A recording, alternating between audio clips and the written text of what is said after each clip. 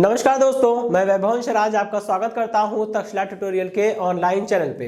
दोस्तों, हम लोग बात कर रहे थे क्लास 12 के फिजिक्स के चैप्टर नंबर 10 के बारे में, जिसका नाम है तरंग प्रकाश की। इसमें दोस्तों हम लोग लेक्चर 10.4 तक कंप्लीट कर चुके थे। आज हम लोग बात करेंगे नेक्स्ट लेक्चर की, यानी कि लेक्चर 10.5 के बारे में। ठीक है, अच्छा देखिए दोस्तों, लास्ट सेशन में हमने व्यतिकरण के बारे में ही पढ़ा था। व्यतिकरण की परिभाषा, व्यतिकरण की घटना में जो तरंगों का परिणामी आयाम आता है, परिणामी तीव्रता आती है, उसके लिए हमने एक डेरिवेशन ड्राइव किया था, फॉर्मूला निकाला था। और आज हम लोग उसी फॉर्मूलों पर बेस्ड कुछ क्वेश्चंस देखेंगे जो एग्जाम में बहुत आते हैं, मतलब एग्जाम के पर्पज से भी वो इंपॉर्टेंट है। और जो हमने लास्ट वाले सेशन में जो हमने डेरिवेशन किए थे, उसको कितनी अच्छी तरह से हम इंप्लीमेंट कर पाते हैं न्यूमेरिकल्स पे, उसके लिए भी ये क्वेश्चंस काफी इंपॉर्टेंट है। ठीक है, तो देखिए दोस्त, आज के सेशन का जो पहला क्वेश्चन है उसमें क्या बोल रहे हैं, एक ही आवृत्ति तथा एक ही आयाम स्मॉल ए की दो तरंगे किसी बिंदु पर एक साथ पहुंच रही हैं। मतलब दो तरंगे हैं, ठीक है, दो प्रकाश की तरंगे हैं, उन दोनों प्रकाश तरंगों की आवृत्तियां तो बराबर है और आयाम भी बराबर है, और आयाम कितना है, स्मॉल ए। ठीक है, किसी बिंदु पर पहुंच रही है। अब उस बिंदु पर व्यतिकरण होगा। ठीक है, अब व्यतिकरण उस बिंदु पर जब दोनों प्रकाश तरंगे पहुंच रही हैं, तो उस बिंदु पर होने वाला व्यतिकरण संपोषी व्यतिकरण होगा या विनाशी व्यतिकरण होगा। ये इस बात पर निर्भर करता है कि उन दोनों तरंगों के बिंदु पर पहुंचने के बाद दोनों तरंगों के मध्य कलांतर कितना है। ठीक है, तरंगों के बीच कलांतर हो, तरंगों के बीच कलांतर कितना हो कि परिणामी आयाम फर्स्ट वाले केस में 2a, सेकंड वाले केस में √2a, और थर्ड वाले केस में a, और फोर्थ वाले केस में 0 हो जाए। ठीक है, यहां पे आपको एक ही क्वेश्चन में 4 क्वेश्चन पूछे गए हैं और इसका सॉल्यूशन बिल्कुल स्टेप बाय स्टेप करेंगे। यहां पे सबसे पहले दोस्तों बता दूं कि पहली तरंग का आयाम हम लोग जिसको a1 बोलते हैं, ठीक है, और दूसरी तरंग का आयाम जिसको हम लोग a2 बोलते हैं। तो क्वेश्चन में कह रहा है दोनों तरंगों का आयाम बराबर है, यानी कि पहली तरंग का आयाम a1 इज इक्वल टू दूसरी तरंग का आयाम a2, और ये किसके बराबर है, a के बराबर है, यानी a1 a2 बराबर a हम लोग रख सकते हैं। ठीक है, चलिए तो दोस्तों व्यतिकरण में परिणामी आयाम का फॉर्मूला लिखिए। व्यतिकरण की घटना में परिणामी आयाम जो होता है उसका फॉर्मूला होता है कि r square is equal to कितना होता है, a1 का स्क्वायर प्लस a2 का स्क्वायर। ठीक है, a1 का स्क्वायर प्लस a2 का square plus 2a1 a2 cos phi. याद है आपको? ठीक है, लास्ट वाले सेशन में ये वाला फॉर्मूला हमने निकाला था। अब इसमें a1 बराबर a2 पुट कर दीजिए। ठीक है, तो यहां हो गया, a1 की जगह a रखेंगे तो a का स्क्वायर, a2 की जगह भी a रखेंगे तो ये हो जाएगा a स्क्वायर। यहां देखिए a1 और a2 की दोनों की जगह पे a पुट करेंगे तो a इंटू a मिलके a स्क्वायर बन जाएगा। और दोस्तों cos फाई का मान हमें नहीं पता है। ठीक है, कोई बात नहीं। अभी दोस्तों हम फर्स्ट वाला केस कर रहे हैं ना, तो जो दोस्तों जब हम लोग फर्स्ट वाला केस करते हैं तो फर्स्ट वाले केस में देखिए परिणामी आयाम, ठीक है, तरंग का परिणामी तरंग का आयाम मतलब r, कैपिटल R का मान कितना दिया है, फर्स्ट वाले केस में कैपिटल R का मान दिया है 2a, तो यहां पे रख देंगे 2a।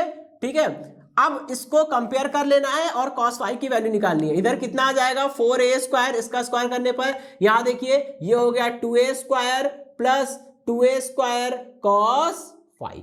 ठीक है, अब देखिए 2a स्क्वायर इधर जाके घट जाएगा और घटने पर कितना बचेगा, ये हो जाएगा 2a square is equal to, ये 2a इधर आके माइनस हो गया तो केवल 2a स्क्वायर बचेगा is equal to 2a square cos phi. ठीक है, अब यहां से आप cos फाई की वैल्यू निकाल सकते हैं। कितना आ गया है, cos phi is equal to 1 आ गया है, इसका मतलब फाई इज इक्वल टू 0 आ गया है कि प्रकाश तरंगों के मध्य कलांतर कितना होगा, 0 होना चाहिए, तभी फर्स्ट वाला केस आपका हो पाएगा। ठीक है, चलिए दोस्तों हम लोग चलेंगे अपने सेकंड वाले केस की ओर। देखिए दोस्तों, सेकंड वाले केस में वही फॉर्मूला लगेगा। व्यतिकरण में परिणामी आयाम r square is equal to a1 का स्क्वायर प्लस a2 का square plus 2a1 a2 cos phi. ठीक है, अब इसमें सेकंड वाले केस में देखिए परिणामी तरंग का आयाम यानी कैपिटल R का मान कितना दिया, √2a, यहां पे पुट कर दीजिए। जैसे ही आप R की जगह पे रखेंगे √2 इंटू a और इसका होल स्क्वायर करेंगे, इधर कितना आएगा, a1 की जगह पे a रखा a स्क्वायर, a2 की जगह पे a रखा a स्क्वायर प्लस 2, a1 की जगह पे a2 की जगह पे a इंटू a मिलके a स्क्वायर हो जाएगा, और दोस्तों यहां से आ जाएगा cos फाई। ठीक है, अब देखिए इसका स्क्वायर करिए, कितना हो जाएगा, 2a square is equal to 2a square plus 2a square cos phi. यहां से ये चीज समझ में आ गई, 2a स्क्वायर से 2a स्क्वायर क्या हो जाएगा, घट जाएगा, कैंसिल हो जाएगा, कितना बचेगा, यहाँ पे ये इधर जाके घट गया तो इधर तो हो गया भैया 0, ठीक है, इधर तो हो गया 0। यहां से काट मत दीजिएगा क्योंकि कॉमन लेके अगर काटेंगे भी तो इधर 1 आएगा, इधर 1 आएगा, फिर से वो 0 ही होना है, ठीक है। ये इधर जाके माइनस करेगा, 2a स्क्वायर में से 2a स्क्वायर घट जाएगा और ये हो जाएगा 0। 0 इज इक्वल टू, यहां कितना बच रहा है दोस्तों, 2a स्क्वायर cos 5, ठीक है। तो यहां से सीधा सीधा cos 5 इज इक्वल टू 0 आ गया और 5 इज इक्वल टू कितना हो गया, π/2 हो जाएगा। यानी कि सेकंड वाले केस में कलांतर कितना होना चाहिए, π/2 का कलांतर होना चाहिए, तभी रिजल्टेंट यानी कि परिणामी आयाम √2 into a आएगा, ठीक है। आइए अब हम लोग चलते हैं अपने थर्ड वाले केस की ओर। दोस्तों अब हम लोग थर्ड वाले केस की बात करते हैं। थर्ड केस में देखिए परिणामी तरंग का आयाम यानी कैपिटल R का मान कितना दिया है, a दिया है। तो यहाँ पे R की जगह पे आप a रखेंगे, a का square is equal to a1 की जगह पे a रखेंगे, a2 की जगह पे a रखेंगे प्लस 2, a1 की जगह पे a2 की जगह पे a मिलके a स्क्वायर और ये हो गया भैया cos 5, ठीक है। अब इसको देखिए, ये बनेगा हमारा a square is equal to यहाँ कितना हो गया 2a square plus 2a square cos 5, ठीक है। यहां से देखिए 2a स्क्वायर इधर आके घट जाएगा और कितना बचेगा, माइनस में a स्क्वायर, ठीक है, is equal to 2a square cos 5, ठीक। a स्क्वायर से a स्क्वायर कैंसिल हो जाएगा, यहां कितना बचेगा cos 5 is equal to minus का 1/2, ठीक है। और cos 5 इज इक्वल टू दोस्तों माइनस का 1/2 है। इसका मतलब क्या हो सकता है, इसका मतलब ये 5 बराबर कितना होना चाहिए, ये होना चाहिए cos 120 की देखिए वैल्यू कितनी आएगी, इसको लिख सकते हैं हम लोग cos 90 प्लस 30, ठीक है। और cos 90 प्लस थीटा कितना होता है, माइनस का साइन थीटा, तो माइनस का साइन 30 हो जाएगा और साइन 30 इज इक्वल टू 1/2, ठीक है। तो यानी ये cos ये 5 बराबर कितना हो जाएगा, 5 बराबर 120 डिग्री, या फिर आप इसे क्या बोल सकते हैं, इसे आप रेडियन में कन्वर्ट करेंगे तो कितना हो जाएगा, ये 2π/3 है ना, 2π/3 रेडियन हो जाएगा, हाँ ठीक है, 2π/3 रेडियन, ठीक है। तो ये तो थर्ड वाले का जवाब हो गया। इसी प्रकार हम लोग क्या करेंगे, फोर्थ वाले को सॉल्व करेंगे। चलिए हम लोग देखते हैं अपने फोर्थ वाले पार्ट को। चलिए फोर्थ वाले पार्ट में भी यही फॉर्मूला लगेगा, परिणामी आयाम जो कि व्यतिकरण की घटना में हमें मिलता है उसका मान कितना होता है, r square is equal to a1 का स्क्वायर प्लस a2 का square plus 2a1 a2 cos 5। यहाँ पे सारी वैल्यू रखिए, ठीक है। लेकिन दोस्तों फोर्थ वाले पार्ट में हमें परिणामी तरंग का आयाम कैपिटल R बराबर 0 दिया है, यहाँ पे पुट करिए 0 का square is equal to a1 की जगह पे a रखा, उसका स्क्वायर a2 की जगह पे a रखा, उसका स्क्वायर प्लस 2 a1 a1 की जगह पे a2 की जगह पे भी a का स्क्वायर हो गया और ये भैया हो गया cos 5। अब देखिए इस साइड 0 है तो ये होगा 0 का स्क्वायर 0 ही होता है, ये बना 2a square plus 2a square cos 5, ठीक है। यहां से देखिए क्या मिलके क्या आएगा, माइनस का 2a स्क्वायर, ये उस तरफ गया तो माइनस में हो जाएगा, इतना तो समझ ही रहे हैं। यहाँ पे प्लस में 2a स्क्वायर इधर आएगा तो माइनस 2a स्क्वायर हो जाएगा, is equal to 2a square cos 5। यहां से cos 5 का मान निकाल लीजिए, cos 5 बराबर कितना होगा, माइनस में 1, और जब cos 5 बराबर -1 होता है तो 5 बराबर कितना आता है, पाई आता है, ठीक है, या फिर 180 डिग्री आता है। 180 डिग्री कहें या पाई कहें, पाई रेडियन कहें, बात तो एक ही है, ठीक है। तो देखिए दोस्तों ये क्वेश्चन कितना इजी था, हमने चारों पार्ट के लिए अलग अलग कलांतर निकाले, ठीक है। अलग अलग कलांतर आएंगे ही क्योंकि चारों केसों में परिणामी आयाम R का मान डिफरेंट दिया गया है, ठीक है दोस्तों। तो इस तरह के क्वेश्चन एग्जाम के नजरिए से इंपॉर्टेंट है। अब हम लोग बात करेंगे अपने अगले क्वेश्चन के बारे में। चलिए दोस्तों जो हमारा नेक्स्ट क्वेश्चन है वो है दो तरंगे जिनके आयाम क्रमशः 3 mm और 4 mm है, एक माध्यम में एक ही दिशा में चल रही है। दो तरंगे हैं, पहली तरंग का आयाम 3 मिलीमीटर है, दूसरी तरंग का आयाम 4 मिलीमीटर है। ये दोनों तरंगे एक ही दिशा में एक ही माध्यम में चल रही हैं, ठीक है। अच्छा, बोल रहे हैं उन बिंदुओं पर परिणामी आयाम ज्ञात कीजिए जिन पर कलांतर है। फर्स्ट वाले केस में कलांतर 5 बराबर 0 दिया है, सेकंड वाले केस में कलांतर 5 बराबर पाई दिया है, थर्ड वाले केस में कलांतर 5 बराबर पाई बाई 2 दिया है। दोस्तों इन तीनों डिफरेंट अलग अलग केसेस के लिए अलग अलग जो 3 कालांतर के मान दिए इनके लिए हमें क्या करना है, परिणामी आयाम को हमें ज्ञात करना है। बिल्कुल उल्टा, जैसे पहले क्या था, पहले आयाम दिया गया था, कालांतर पूछ रहे थे, अब की कालांतर दिया है और डिफरेंट केसेस में आपको आर का मान यानी परिणामी आयाम निकालना है। ठीक है, चलिए सॉल्यूशन देखते हैं इसका। ठीक है, व्यतिकरण की घटना में परिणामी आयाम कितना होता है दोस्तों, r square is equal to a1 का स्क्वायर प्लस a2 का square plus 2a1 a2 cos phi. ठीक है, अभी हम फर्स्ट वाले केस की बात कर रहे हैं, तो फर्स्ट वाले केस में कालांतर फाई बराबर 0 दिया है, यहां 0 पुट कर दीजिए, कितना हो जाएगा, r square is equal to a1 का स्क्वायर कितना है 3। देखिए दोस्तों यहां ध्यान रखिएगा, मिलीमीटर को मीटर में चेंज करने का काम मत करिए, बहुत लंबा हो जाएगा, कोई फायदा भी नहीं है। बस इतना ध्यान रखिएगा कि अगर आपने a1 का मान 3 मिलीमीटर रखा है, a2 का मान 4 मिलीमीटर रखा है, तो जो जवाब आएगा वो भी किसमें होगा, वो जवाब भी मिलीमीटर में होगा। ठीक है, मीटर में नहीं होगा। जब आपने सारी वैल्यूज mm में रखी है तो जवाब भी mm यानी कि मिलीमीटर में ही आएगा। तो चलिए 3 का स्क्वायर किया यहाँ पे, 4 a2 की वैल्यू है 4 का स्क्वायर किया यहाँ पे प्लस 2, a1 कितना है दोस्तों, a1 है 3 के बराबर, a2 है 4 के बराबर, और दोस्तों cos फाई कितना होता है, cos 0 फाई 0 है ना, cos 0 कितना होगा 1 हो जाएगा, cos 0। ठीक है, cos 0 1 होता है। चलिए इसको सॉल्व करते हैं, ये हो जाएगा 9, ये हो जाएगा 16, और इधर देखिए 4 3 12 दूना 24 इंटू cos 0 होता है 1, तो 24 इंटू 1 दैट इज 24 आएगा।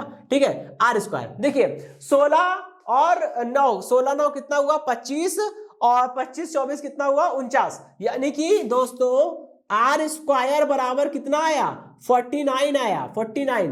तो आर इज इक्वल टू कितना आ जाएगा, आर इज इक्वल टू हो जाएगा 7, और मात्रक क्या होगा, जब आपने सारी वैल्यूज mm में रखी थी तो मात्रक भी mm होगा। इसका मतलब अगर कालांतर 0 है तो परिणामी आयाम कितना आएगा 7 mm आएगा। ठीक है, ये तो पहले वाले पार्ट का जवाब हो गया। अब हम लोग इसी प्रकार सेकंड वाला पार्ट देखेंगे। दोस्तों सेकंड वाले पार्ट में क्या है, कुछ नहीं बदल रहा है, बस हमें फाई का मान जो है वो आपकी पाई दे दिया गया है। ठीक है, तो करना कुछ नहीं होगा, जैसे लास्ट वाले पार्ट में हमने क्या किया था, फाई की जगह पे 0 पुट किया था, आपकी फाई की जगह पे हम लोग पाई पुट करेंगे। ठीक है, देखिए कितना आता है, r square is equal to इसकी जगह 3 का स्क्वायर हो गया, ठीक है, इसकी जगह 4 का स्क्वायर हो गया, और इसकी जगह 2 इंटू 3 इंटू 4, और दोस्तों ये हो गया cos पाई। ठीक है, अब देखिए ये हो जाएगा 9 प्लस 16 प्लस 24, और यहाँ पे cos पाई होता है -1, तो माइनस हो गया। अब देखिए 16 और 9 25 में से 24 गया, कितना आएगा 1 आएगा, तो यहाँ नहीं कि यहाँ से आया r square is equal to 1, इसका मतलब क्या हुआ कि r is equal to 1 millimetre. ठीक है, आर इज इक्वल टू कितना हो गया दोस्तों 1 मिलीमीटर हो गया, ये बात समझ में आ गई। ठीक है, चलिए अब हम लोग थर्ड वाले पोर्शन की बात करेंगे, थर्ड वाले पार्ट को देखो। तो थर्ड वाले पार्ट में कालांतर कितना दिया है, पाई बाई 2 दिया है, और जब कालांतर पाई बाई 2 दिया है तो cos फाई में फाई की जगह पे पाई बाई 2 पुट कर देंगे। देखिए कितना होगा, r square is equal to a1 मतलब 3 का स्क्वायर, a2 मतलब कि 4 का स्क्वायर, प्लस 2 इंटू a1 मतलब 3, a2 मतलब 4, और ये हो गया cos पाई बाई 2। ठीक है, अब देखिए 9 3 का स्क्वायर हुआ 9, 4 का स्क्वायर हुआ 16, और 3 दूना 6 चौके 24। ठीक है, और cos फाई कितना होता है दोस्तों, cos 90 कितना होता है 0, cos 90 0, ये तो पूरा 0 हो जाएगा, बचा कितना 9 प्लस 16 25 आएगा। यहां से दोस्तों क्या मिलेगा हमें, r square is equal to 25, that means r is equal to कितना हो गया 5, और मात्रक क्या होगा mm। ठीक है, यानी थर्ड वाले केस में परिणामी आयाम कितना हो जाएगा 5 मिलीमीटर का परिणामी आयाम हो जाएगा, क्योंकि थर्ड वाले केस में हमें कालांतर कितना दिया है पाई बाई 2 दिया है। ठीक है, तो दोस्तों इसी प्रकार सेकंड वाला क्वेश्चन खत्म होता है। अब हम लोग बढ़ेंगे अपने बात करेंगे नेक्स्ट क्वेश्चन। तो अब हम लोग बात करेंगे अपने नेक्स्ट क्वेश्चन की। देखिए दोस्तों नेक्स्ट क्वेश्चन में क्या बोल रहे हैं, नेक्स्ट क्वेश्चन में कहा जा रहा है कि किसी माध्यम में एक ही बिंदु पर समान आयाम कैपिटल ए तथा समान आवृत्ति की 2 तरंगे हैं, 2 ध्वनि तरंगे हैं, 270 डिग्री कालांतर में गुजरती हैं। मतलब 2 ध्वनि तरंगे हैं, दोनों तरंगों का आयाम कितना है कैपिटल ए के बराबर है, दोनों तरंगों की आवृत्तियां बराबर है। दोनों तरंगे किसी एक बिंदु पर मिल रही हैं, किसी एक बिंदु से गुजर रही हैं, और जिस बिंदु पर ये दोनों ध्वनि तरंगे मिल रही हैं उस बिंदु पर दोनों तरंगों के बीच में कलांतर कितना है 270। ठीक है, तो आपसे पूछा जा रहा है कि इस बिंदु पर परिणामी तरंग का आयाम क्या होगा। तो दोस्तों परिणामी तरंग के आयाम का फॉर्मूला क्या होता है, r square is equal to A1 का स्क्वायर प्लस A2 का स्क्वायर प्लस 2A1 A2 और ये हो गया cos फाई। ठीक है, अब आइए बात करते हैं हम लोग r square is equal to, भाई पहले तरंग का आयाम होता है A1, लेकिन यहां पे बोला जा रहा है कि पहली तरंग का आयाम कहें A1 कहें या दूसरी तरंग का आयाम A2 कहें, ये दोनों ही बराबर है किसके, A के बराबर है। ठीक है, तो यहां पे हम A1 की जगह पे रखेंगे A और A का स्क्वायर प्लस A2 की जगह पे रखेंगे A और A का square plus 2A into A, यहां भी क्या बन जाएगा A स्क्वायर हो जाएगा, और ये cos फाई, कलांतर कितना दिया है दोस्तों 270। ठीक है, अब देखिए cos 270 की वैल्यू निकालनी है, तो क्या करेंगे, cos 270 की वैल्यू निकाली है, cos 270 इज इक्वल टू कितना हो जाएगा, cos 180 प्लस 90।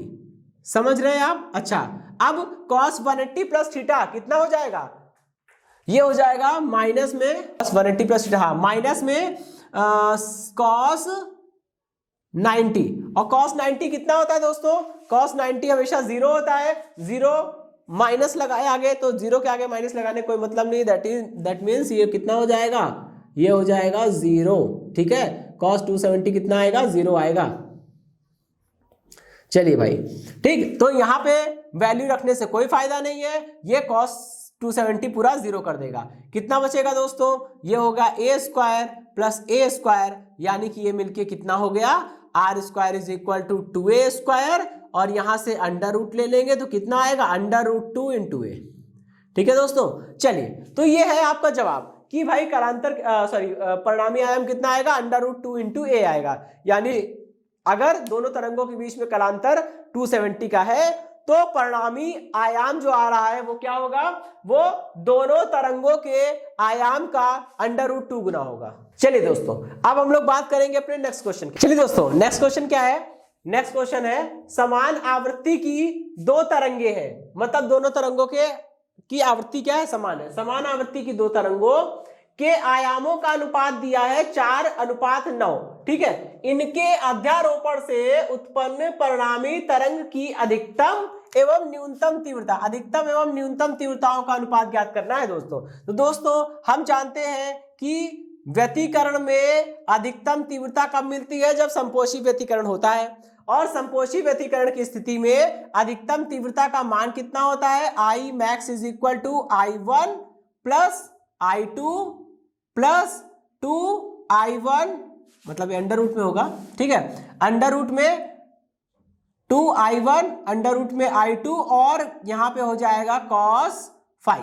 ठीक है, अच्छा cos फाई तो यहाँ पे प्लस वैल्यू +1 होती है, cos फाई नहीं होगा। ठीक है, I max is equal to I1 plus I2 plus 2 root में I1 I2। ठीक है, अच्छा ये तो हो गई I max की वैल्यू, जिसे आप लोग क्या लिख सकते हैं, जिसे आप लोग लिख सकते हैं अंडर रूट में I1 प्लस अंडर रूट में I2 का होल स्क्वायर।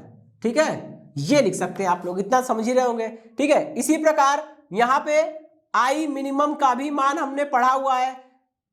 परिणामी तीव्रता न्यूनतम कब होती है, जब विनाशी व्यतिकरण होता है, और विनाशी व्यतिकरण के लिए I मिनिमम का मान कितना निकल कर आया था, I1 प्लस I2 माइनस में 2 अंडर रूट में I1 अंडर रूट में I2।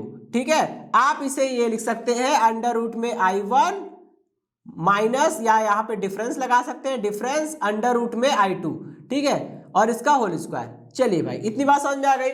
ओके, अब हमको करना क्या है, अधिकतम और न्यूनतम तीव्रताओं का अनुपात निकालना है, ना कि न्यूनतम एवं अधिकतम। ध्यान रखिएगा, अधिकतम एवं न्यूनतम तीव्रताओं का अनुपात निकालना है, ना कि न्यूनतम एवं अधिकतम। इसका मतलब आपको अधिकतम पहले बोल रहे हैं और न्यूनतम बाद में बोल रहे हैं, इसलिए I max और I मिनिमम का अनुपात निकालना है।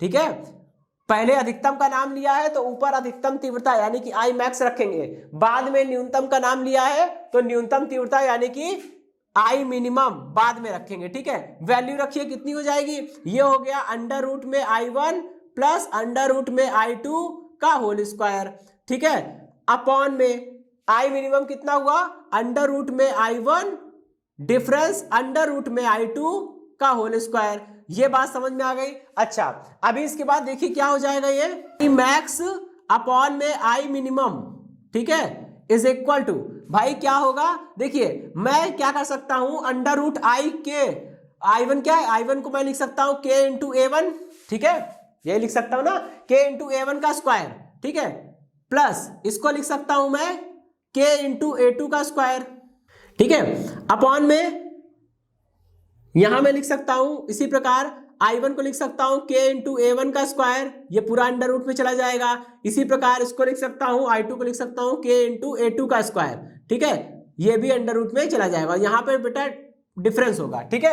अच्छा, अब देखिए यहाँ पे मैं आपको लिखूंगा, जो हमने जब डेरिवेशन कर रहे थे तो वहां पे हमने I1 बराबर कितना लिखा था, I1 बराबर K इंटू A1 का स्क्वायर था, और I2 बराबर कितना था दोस्तों,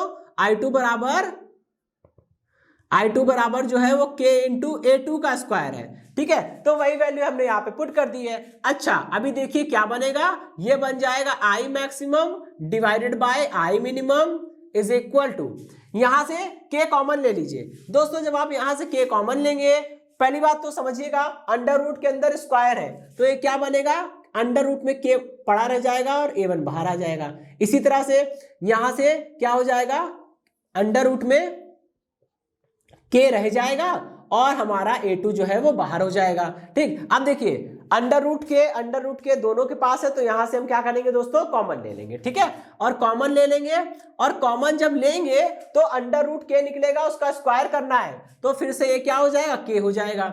इसी प्रकार अपॉन में देखिए क्या बनेगा, यहां से भी K निकल आएगा और ये बन जाएगा A1 डिफरेंस A2, ठीक है, का स्क्वायर, K से K कट जाएगा और यहां से एक फॉर्मूला निकल के आ गया है, ठीक है, I मैक्स अपॉन में I minimum is equal to कितना हो गया दोस्तों, A1 प्लस A2 का whole square divided by A1 difference A2 का होल स्क्वायर। यहां से एक चीज समझिएगा दोस्तों, इस फॉर्मूले को बिल्कुल याद कर लीजिएगा, ठीक है, जैसे आपने ये वाला फॉर्मूला याद किया है, I maximum upon I minimum is equal to under root में I1 plus under root I2 का whole square divided by under root I1 minus under root I2 का होल स्क्वायर, ठीक है। इसी प्रकार ये भी याद कर लीजिएगा कि I max upon I minimum is equal to A1 plus A2 का whole square divided by A1 minus A2 का होल स्क्वायर, ठीक है। अब यहां से समझिएगा, ऊपर की दो लाइन रफ करता हूं।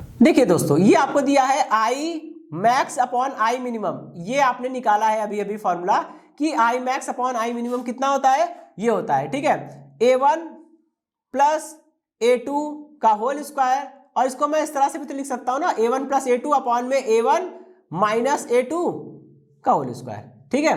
अच्छा, अभी यहां पे करना क्या है, आपको क्या दिया है, आपको दोनों तरंगों का आयाम का अनुपात दिया है, यानी A1 अनुपात A2 दिया है 4/9।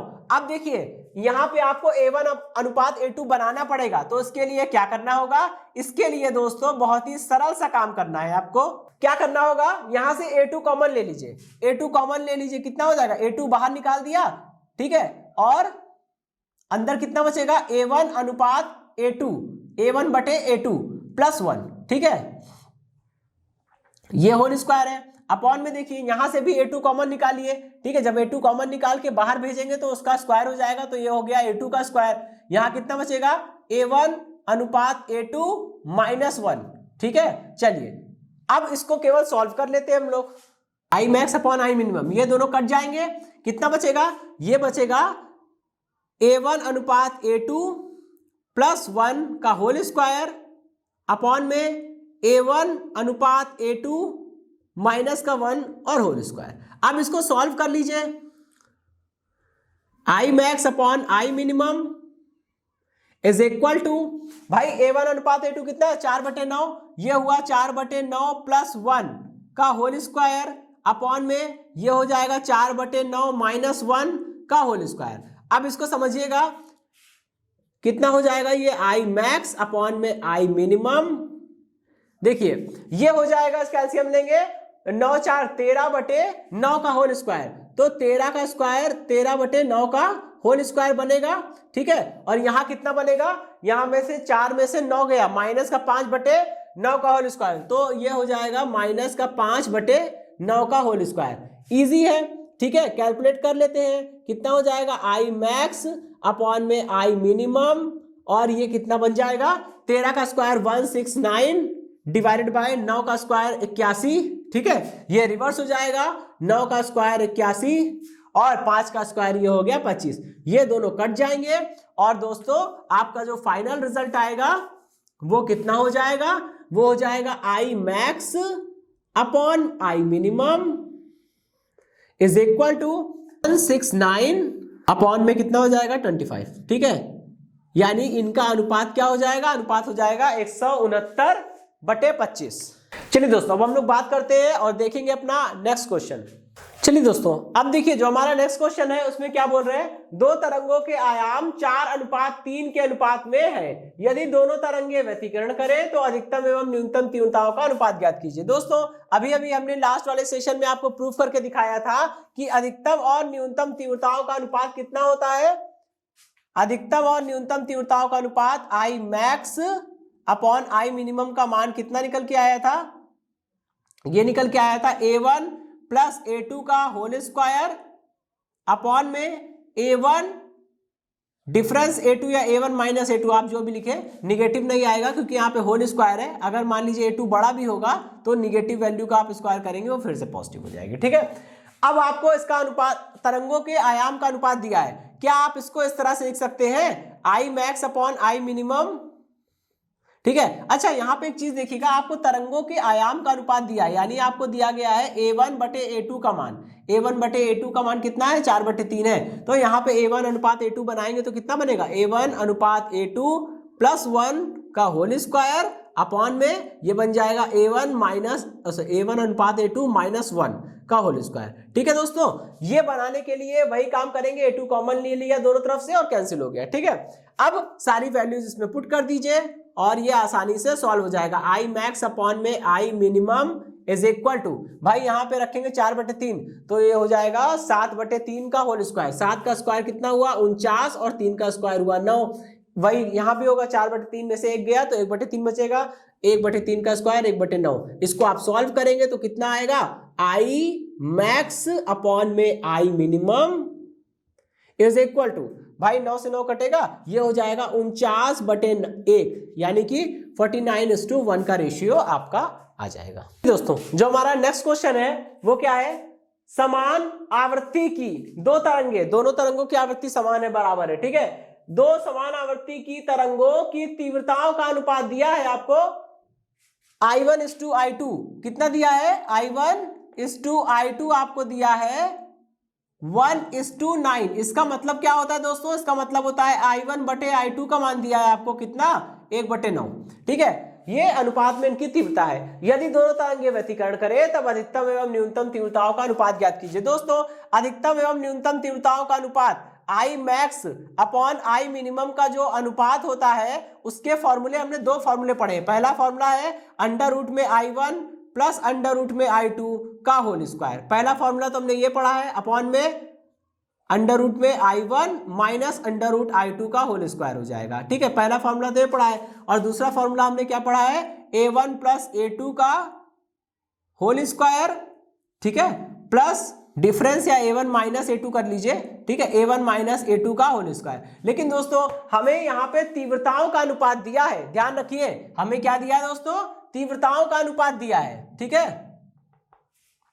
हमें तीव्रताओं का अनुपात दिया है तो हम ये वाला फॉर्मूला लगाएंगे, under root I1 under root I2 वाला, वो वाला फॉर्मूला A1A2 वाला नहीं लगाएंगे, ठीक है। A1A2 वाला फॉर्मूला हमने लास्ट वाले क्वेश्चन में लगाया था, पिछले क्वेश्चन में, क्योंकि वहां पे A1 और A2 का अनुपात दिया था, यहाँ पे हमें तीव्रताओं का अनुपात दिया है, I1 अनुपात I2 दिया है, इसलिए हम लोग ऐसा काम कर रहे हैं, ठीक है। अच्छा अभी हम क्या कर सकते हैं, इसी को हम लोग इस तरह से लिख सकते हैं कि आई मैक्स अपॉन में आई मिनिमम, ठीक है, इज इक्वल टू कितना हो जाएगा, ये अंडर रूट में I1 अनुपात I2, ठीक है, प्लस 1 का होल स्क्वायर अपॉन में ये क्या हो जाएगा, अंडर रूट में I1 अनुपात I2 माइनस 1 का होल स्क्वायर, ठीक है, इसको जरा सॉल्व करिए, कितना हो जाएगा ये हो जाएगा आई मैक्स अपॉन में I minimum, I max upon I minimum is equal to, यहां से अंडर रूट में I1 अनुपात I2 कितना है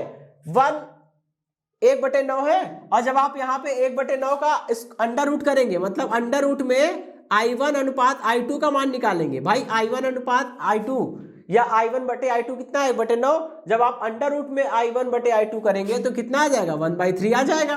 तो यहाँ पे वही चीज रखेंगे, ये हो जाएगा 1/3 + 1 का होल स्क्वायर अपॉन में यहाँ पे 1/3 - 1 का होल स्क्वायर। इसको सॉल्व करेंगे तो कितना आ जाएगा I max upon I minimum is equal to, देखिए यहां इसको सॉल्व करिए 4/3 का होल स्क्वायर मतलब 16/9, ठीक है। इसी प्रकार इसका स्क्वायर करेंगे तो मतलब इसको सॉल्व करेंगे तो कितना आएगा -2/3 -2/3 का स्क्वायर 4/9। इसको आप सॉल्व करेंगे और फाइनल इसको लिखेंगे आई मैक्स अपॉन आई मिनिमम, यानी अधिकतम और न्यूनतम तीव्रताओं का अनुपात कितना आ गया, यह आ जाएगा 16/4 यानी कि 4/1, ठीक है। अधिकतम और न्यूनतम तीव्रताओं का अनुपात कितना हो जाएगा 4:1 हो जाएगा, ठीक है दोस्तों।